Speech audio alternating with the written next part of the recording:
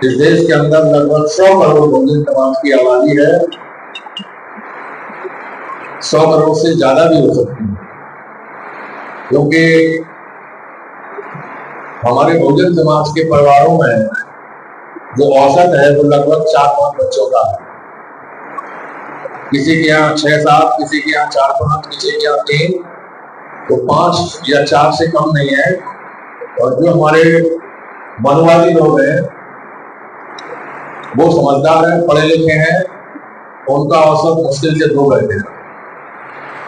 हम लोगों को वोट डालने का अधिकार मिला और वोट डालने के अधिकार के बाद बाबा साहब का ये हम लोगों से कहना था कि मैंने आपको वोट डालने का अधिकार दिलवा दिया है। अब आप मान सम्मान और स्वाभिमान की जिंदगी चाहते हो तो आप अपनी पार्टी बनाओ, अपने लोगों को सांसद विधायक बनाओ, इस देश की सत्ता को अपने हाथ में लो, क्योंकि राजनीतिक सत्ता ही वो मास्टर चाबी है जिससे तमाम समस्याओं का समाधान हम लोग कर सकते हैं। बाबा साहब के संघर्ष से पहले यहाँ अंग्रेजों का शासन लगभग 150 वर्ष तक रहा और उनसे पहले मुगलों का शासन लगभग 800 वर्ष तक रहा और उससे पहले हजारों वर्ष तक जो मनुस्मृति के मानने वाले लोग हैं वो लोग इस देश के शासक रहे।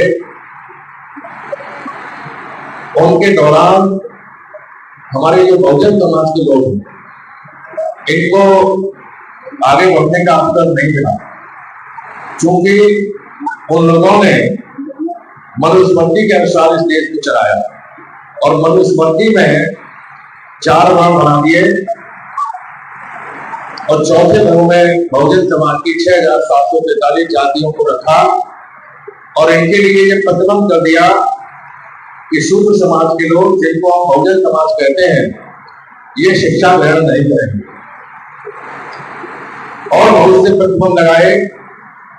ये ज्ञान की बातें सुनेंगे नहीं, सार्वजनिक स्थलों पर चढ़ेंगे नहीं, बैठेंगे नहीं, अच्छे कपड़े, अच्छे गहने, अच्छे धर्मकांड नहीं बना पाएंगे। तो इस प्रकार की जो व्यवस्था थी, इस व्यवस्था से बहुजन समाज लंबे समय तक ग्रसित रहा और इसी वजह से हमारे लोग जानवर जैसी जिंदगी जीने के लिए मजबूर हुए। उन्होंने अपने ग्रंथों में, अपने पुस्तकों में साफ किया, ढोल कुमार शूद्र पशु नारी सकल ताड़ना के अधिकारी। हमको शूद्र कहा और हमारी तुलना ढोल से की, जानवर से की। यदि ढोल का आनंद लेना है तो उसको जब तक मारेंगे नहीं, जब तक वो बोलेगा नहीं। जानवर से काम लेना है तो उसको मारना पड़ता है, काटना पड़ता है, डंडा से, हर प्रकार से, तब उससे काम किया जाता है। तो ठीक इसी प्रकार से हम लोगों के बारे में भी मनुवादी लोगों ने ये व्यवस्थाएं कर दी कि ये शूद्र हैं, इनको भी इसी प्रकार से मारा पीटा जाए। तो ऐसी स्थिति में जब राजाओं का समय हुआ तो हमारे लोगों से अछूत कहा गया और हमारे लोगों की परछाई से भी दूर रहने के लिए कहा गया। तो हमारे लोग राजाओं के दरबार में अपनी समस्या नहीं बता पाए। हमारे लोग जंगलों में, पहाड़ों में, नदियों के किनारे, नालों के किनारे, जहां भी जगह मिली आग पत्ती डालकर रहने लगे, झुग्गी झोंपड़ियों में रहने लगे। ये हालात लंबे समय तक चलता रहा। समय समय पर हमारे संत गुरु महापुरुष पैदा हुए, उन्होंने इस सामाजिक व्यवस्था को समझा और इसके खिलाफ आवाज बुलंद की। जिनके हम नाम लेते हैं ऐसे सभी संत गुरु महापुरुष जिन्होंने अपने विचारों को कविताओं के माध्यम से, दोहों के माध्यम से, अपनी लेखनी के माध्यम से, बहुत से लोगों ने किताबें भी लिखी, रचनाएं लिखी, लगातार इस गैर बराबरी की सामाजिक व्यवस्था के खिलाफ संघर्ष करते रहे और धीमे धीमे करके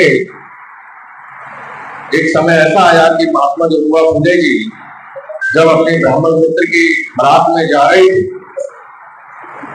तो उनके क्षेत्र के तमाम लोगों ने उनको पहचान लिया और उनको बेइज्जत करके भगा दिया कि ये शूद्र है, ये हमारी बारात में क्यों जा रहा है।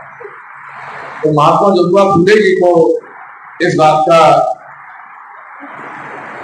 बड़ा एहसास हुआ कि मैं पढ़ा लिखा व्यक्ति हूँ, साफ सुथरे कपड़े पहन के जा रहा था और मुझे भगा दिया के, तो फिर इस देश के तमाम लोग हैं जो पढ़ लिख नहीं पाए, उनकी तो हालत बहुत ज्यादा खराब होती है। तो उन्होंने काफी चिंतन किया और चिंतन करने के बाद ये महसूस किया कि ये तमाम जो समस्या है ये हमारी शिक्षा के कारण है, अज्ञानता के कारण है। यदि हम बहुजन समाज के लोग शिक्षित हो जाएंगे और शिक्षित होकर अपनी सामाजिक हालात को ठीक करेंगे तो हम लोग आगे बढ़ सकते हैं। उनका ये मानना था कि शिक्षा के अभाव में मती गई, मती मीन्स बुद्धि, शिक्षा के अभाव में मती गई, मती के अभाव में नीति गई।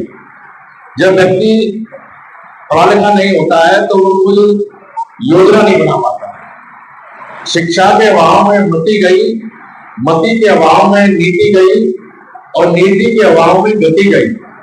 जब कोई योजना नहीं बनती है किसी काम को करने की तो वह काम तेजी से आगे नहीं बढ़ता। और गति के अभाव में संपत्ति गई, जब कुछ काम नहीं करेंगे तो पैसा नहीं आएगा। और संपत्ति के अभाव में बहुजन समाज के लोग कमजोर हो गए, पिछड़ गए और आज जानवर जैसी जिंदगी जीने के लिए मजबूर है। तो महात्मा ज्योतिबा फुले ने शिक्षा को सर्वोपरि मानते हुए अपनी पत्नी माता सावित्रीबाई फुले को पढ़ाया, क्योंकि उस समय लड़कियों को भी पढ़ने पर प्रतिबंध था, चाहे वह लड़की जनरल कास्ट की क्यों ना, सामान्य जाति की लड़कियों को भी पढ़ने पर रोक लगाई गई थी और बहुजन समाज के लोगों को शूद्र कहकर इनको भी पढ़ने लिखने से रोका गया था। तो महात्मा ज्योतिबा फुले जी ने अपनी धर्म पत्नी माता सावित्रीबाई फुले जी को पढ़ाया और दोनों पर पत्नी अंग्रेजी हुकूमत के दौरान 1841 से लेकर और 1990 तक, 1839 से लेकर 1890 तक लगातार वो पूरे महाराष्ट्र के अंदर, गुजरात के अंदर, इधर का जो हमारा दक्षिण क्षेत्र है, इधर उन्होंने बहुत काम किया। और काम करते करते महात्मा ज्योतिबा फुले जी ने गुलामगिरी नाम की पुस्तक भी लिखी। पुस्तक उन्होंने इसलिए लिखी कि हमारे लोग गुलामों जैसी जिंदगी जीते थे, तो हमारे लोगों को पुस्तक पढ़ के ये एहसास होना चाहिए कि हम इस देश के अंदर गुलाम हमेशा बने रहने के लिए नहीं आए। यदि हम चिंतन मंथन करें तो हमारा जीवन सार्थक हो सकता है, अच्छा हो सकता है। महात्मा ज्योतिबा फुले के बाद 1891 में बाबा साहब पैदा हुए। 1912 में पढ़ने लिखने के बाद बाबा साहब को उस देश की जो गैर बराबरी की शासन व्यवस्था है इसका एहसास हुआ। क्योंकि बचपन से ही वह सब झेल रहे थे, बचपन में उनको पढ़ते समय बहुत यातनाएं झेलनी पड़ी, अपमान झेलना पड़ा, लेकिन वह संघर्षशील थे और संघर्ष करते करते आगे बढ़े, पढ़ते लिखते रहे, सामाजिक जागृति के लिए भी काम करते रहे। उन्होंने पढ़ाई के साथ साथ बहुजन समाज के लोगों को आगे बढ़ाने के लिए समय समय पर संगठन भी बनाए, शेड्यूल कास्ट फेडरेशन, समता सैनिक दल, और चुनाव भी लड़े। और फिर अंत में उन्होंने रिपब्लिकन पार्टी ऑफ इंडिया, एक राजनीतिक पार्टी का प्रारूप भी बनाया। साथ ही साथ उन्होंने बहुत सी पुस्तकें लिखी, शूद्रों की खोज, शूद्र कौन और कैसे, जाति भेद का उच्छेद, पूना पैक्ट, हिंदू कोड पे। साथ ही साथ उन्होंने पत्रिकाएं भी चलाई। मूक नायक पत्रिका उन्होंने सबसे पहले 1927 में प्रारंभ की। उसके बाद वैश्विक भारत पत्रिका चलाई, उसके बाद प्रबुद्ध भारत के नाम से पत्रिका चलाई, और उसके बाद दैनिक समता के नाम से पत्रिका चलाई। और इतना ही नहीं, हमारे लोगों के अंदर उन्होंने मनोबल बढ़ाने के लिए कि हमें जो अपने अधिकार है तो वो क्यों न कर लेगा। आपको एक स्थान पर बैठ जाओ, बार बार में भूल रहे।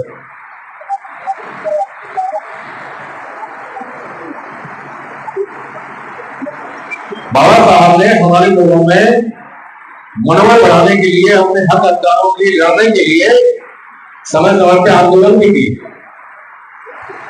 महाकाला सत्याग्रह आंदोलन, कालाराम मंदिर प्रवेश आंदोलन।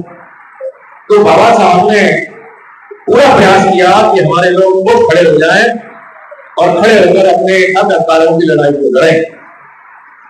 और जब लंदन में 12वें सम्मेलन की मीटिंगें हुई 1930, 31 और 32, वहां बाबा साहब को बुलाया गया। तब बाबा साहब ने कहा कि मैं चाहता हूं कि अंग्रेज भारत को आजाद कर दें, लेकिन मैं ये भी चाहता हूं कि भारत को आजाद करने से पहले भारत में लगभग 85% बहुजन समाज के लोगों को हजारों साल तक पढ़ने लिखने से रोका गया, इनसे भेदभाव किया गया, इनको कमजोर बना के रखा गया, ये जानवर जैसी जिंदगी जी रहे हैं।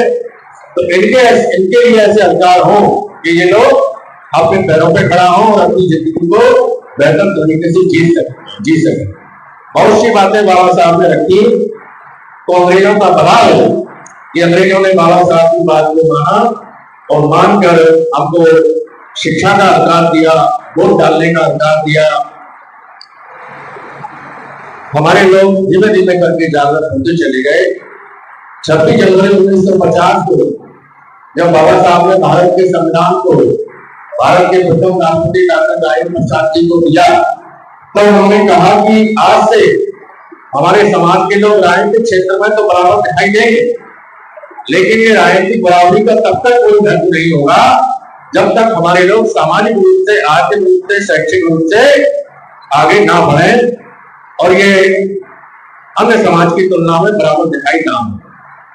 तो उन्होंने कहा यदि इस संविधान को चलाने वाले सरकार में बैठे हुए नेता ईमानदारी से इस संविधान के अनुसार कार्य करेंगे, तो मैंने इस संविधान में ऐसे प्रावधान किए हैं, ऐसे अधिकार दिए हैं गरीब कमजोर लोगों के लिए। इन लोगों को जब ये अधिकार मिलेंगे तो धीमे धीमे करके 10 साल के अंदर इनके हालात अच्छे हो जाएंगे और ये प्रगति करते हुए दिखाई देंगे। साथ ही साथ उन्होंने शक जाहिर किया कि मुझे शक है यदि संविधान को लागू करने वाले सरकार में बैठे हुए नेता ईमानदारी से इस संविधान को लागू नहीं करेंगे तो दुनिया का ये सबसे अच्छा संविधान बेकार साबित होगा। आज हम देख रहे हैं 78 साल हो गए संविधान को लागू, 78 साल संविधान को लागू होने के बाद भी आज वही मानसिकता है। वर्ण के आधार पर, जाति के आधार पर यहाँ पर निर्णय होते हैं। इस देश के अंदर जितने भी पॉलिटिकल पार्टी है वो सब जातियां देखकर टिकट देती है। जातियां देखकर हमारे लोगों को रखा जाता है, हटाया जाता है। जातियां देखकर हमारे लोगों को मारा पीटा जाता है और जातियों के आधार पर थाने से हमारे लोगों को भगा दिया जाता है और जातियों के आधार पर ही कोर्ट कचहरी में निर्णय होते हैं और जातियों के आधार पर ही जो मीडिया है वह अपना काम करता है। आज 78 साल संविधान को लागू होने के बाद ये बिल्कुल साफ दिखता है कि जातिवाद इस देश के अंदर बड़े पैमाने पर लोगों के दिल दिमाग में घुसा हुआ है। जिनको जाति से फायदा हो रहा है वो नहीं चाहते हैं कि जिनको जाति से नुकसान हो रहा है, नुकसान वाले लोग आगे आए, आगे बढ़े। जिनको फायदा हो रहा है वह पहले राजा थे। जब वोट की प्रक्रिया प्रारंभ हुई कि वोट के माध्यम से अब राजा बनना है, तो वही लोग कांग्रेस पार्टी बनाकर कांग्रेस में आ गए और कांग्रेस के नाम पर उन्होंने गरीबों का उत्थान करेंगे, गरीबों के बच्चों को मुफ्त में शिक्षा देंगे, नौकरी देंगे, इस प्रकार के वायदे किए, बातें की। और लगातार कांग्रेस के लोग हमारे लोगों को झूठे वायदे करके वोट देते रहे। तो वो लोग जो पहले राजा थे, बिना वोट के ताकत के बल पर मार पीट के लड़के राजा बनते थे, वही लोग हमारा वोट देकर हमसे झूठे वायदे करके कांग्रेस पार्टी बनाकर वही लोग राजा बनते रहे, वही विधायक बनते रहे, वही सांसद बनते रहे, वही मंत्री, मुख्यमंत्री, राज्यपाल और प्रधानमंत्री, राष्ट्रपति बनते रहे। कोई परिवर्तन नहीं हुआ। बाबा साहब डॉक्टर भीमराव अम्बेडकर जी ने इस बात को भाप लिया था, इसलिए उन्होंने रिपब्लिकन पार्टी ऑफ इंडिया बनाकर हम लोगों से कहा कि आप लोग कभी इन मनोवादी पार्टियों पर भरोसा मत करना। ये पार्टियां जातिवाद के आधार पर चलती हैं।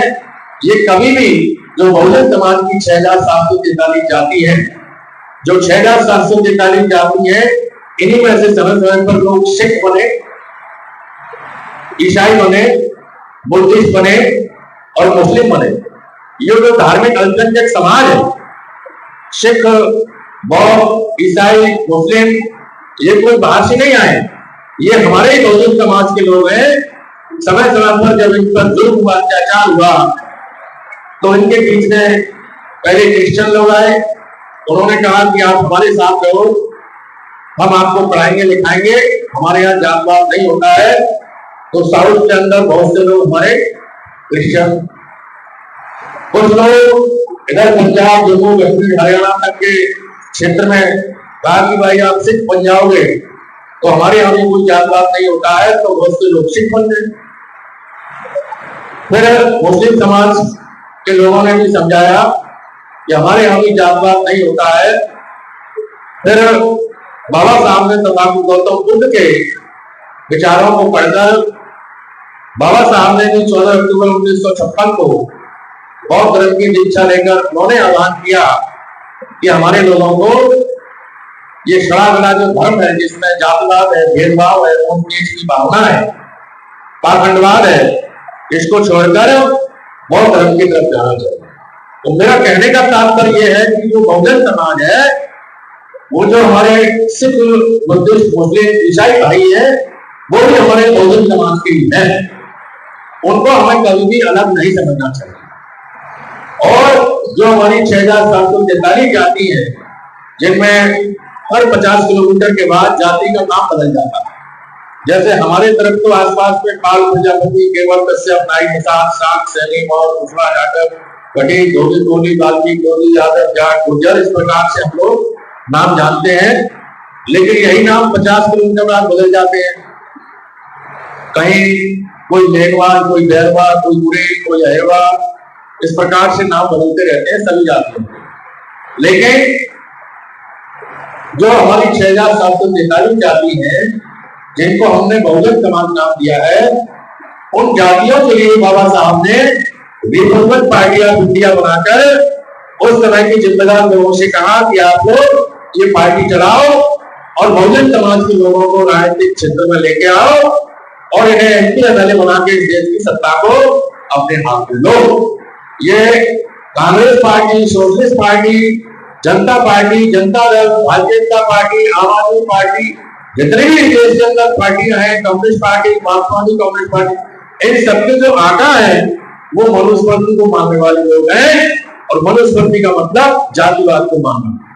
तो वो लोग कभी भी हमारा भला नहीं करेंगे। इसलिए आरटीआई के माध्यम से आप लोग जनता में जाओ और लोगों को छोड़ो। आरटीआई बड़े पैमाने पर इस देश के अंदर एक राष्ट्रीय स्तर की पार्टी बनी। 18 सांसद जीते, हमारे आगरा से 5 विधायक जीते, फिरोजाबाद से जीते, पूरे महाराष्ट्र से लेके पंजाब तक जो इधर का क्षेत्र है, ये आरटीआई का बड़ा एक गढ़ बना। तो जब आरटीआई के माध्यम से हमारे लोग आगे बढ़ने लगे, तो कांग्रेस के लोगों ने हमारे लोगों को पैक कर करके सत्ता का लालची बनाया। और सत्ता का लालची बनाकर 1972 में आरटीआई के जो नेता थे उस समय उनसे कहा, यदि आपको अब सांसद बनना है तो कांग्रेस के चुनाव चिन्ह पर लड़ो, हम आपके चुनाव चिन्ह पर टैक्स नहीं करेंगे। 1972 में आरपीआई के नेताओं ने कांग्रेस की बात मानकर कांग्रेस के चित्र पर लड़ना स्वीकार कर लिया और वहीं से आरपीआई खत्म हो गई। लंबे समय तक हमारे लोग कांग्रेस के पिछलग्गू बन गए। कांग्रेस के समय कुमेर कांड, कुमारी कांड, दलित कांड, कालीपुर कांड, मलयाला कांड, मुरादाबाद कांड, लखनऊ कांड, तमाम मुस्लिम समाज के ऊपर और दलित समाज के ऊपर बड़े बड़े कांड हुए, बड़ी बड़ी घटनाएं घटी। हमारे लोगों को बड़े पैमाने पर परेशान किया गया, मारा गया, पीटा गया, कोई सुनवाई नहीं हुई। उसी समय कुदरत ने हमारे बीच में मानवर कांशीराम साहब को भेजा। मेरा ऐसा मानना है कि ऐसा कहा जाता है कि जब जब धरती पर जुल्म होता है तो कुदरत अपने बंदों को भेजती है। तो कुदरत ने मानवर कांशीराम साहब जैसे महान पुरुष को भेजा। उन्होंने अपनी क्लास 1 की नौकरी छोड़ी और बाबा साहब और महात्मा जी का पूरे छत्रपति साहू जी महाराज को पढ़कर उन्होंने ये संकल्प किया कि मैं अपने जीवन में आखिरी सांस तक ये बहुजन समाज के लोगों को आगे बढ़ाने का काम करूंगा, इनको अच्छी जिंदगी देने का काम करूंगा। अब मैं अपने घर कभी नहीं जाऊंगा, अपनी शादी नहीं करूंगा। उन्होंने 4200 किलोमीटर साइकिल कन्याकुमारी से लेकर कश्मीर तक चलाई और पूरे देश के अंदर बसों से, रेलों से, हवाई चप्पल पहनकर, बैग डालकर कंधे में, एक जिले से दूसरे जिले, तीसरे जिले में घूमते रहे। जो सरकारी विभागों में अनुसूचित जाति, जनजाति, पिछड़ा वर्ग लोगों की यूनियन होती है, उन यूनियन के लोगों से बात करते करते उनको समझाया कि भाई ये जुल्म ज्यादती आपकी यूनियन से खत्म नहीं होगी। हम लोग पूरे नेशनल लेवल पर एक संगठन बना लेते हैं। तो बाम सिंह नाम का नंबर 78 को संगठन बनाया। फिर पढ़े लिखे लोगों से कहा कि हम जब तक समाज के लोगों को अपने साथ नहीं करेंगे कि हमारे साथ में सरकारी दफ्तरों में जाति के आधार पर भेदभाव होता है, हमको अपने लोगों के काम करने से रोका जाता है। यदि हम अपने लोगों के काम करते हैं, मदद करते हैं, तो हमको सस्पेंड कर दिया जाता है, बर्खास्त कर दिया जाता है, हमारी तनख्वाहें रोकी जाती है। तो मानवर कांशीराम साहब ने पढ़े लिखे लोगों से कहा कि ये बात समाज को बताइए। तो समाज के बीच में जाने के लिए 6 दिसंबर 1981 को DS4 नाम का एक सामाजिक संगठन बनाया और फिर कहा कि जब तक हम राजनीतिक क्षेत्र में नहीं जाएंगे, जब तक हमारे लोग विधानसभा लोकसभा में नहीं पहुंचेंगे, जब तक हमारी बात कोई लोकसभा में नहीं रखेगा, कोई विधानसभा में नहीं रखेगा, तो हमारा उद्धार होने वाला नहीं है।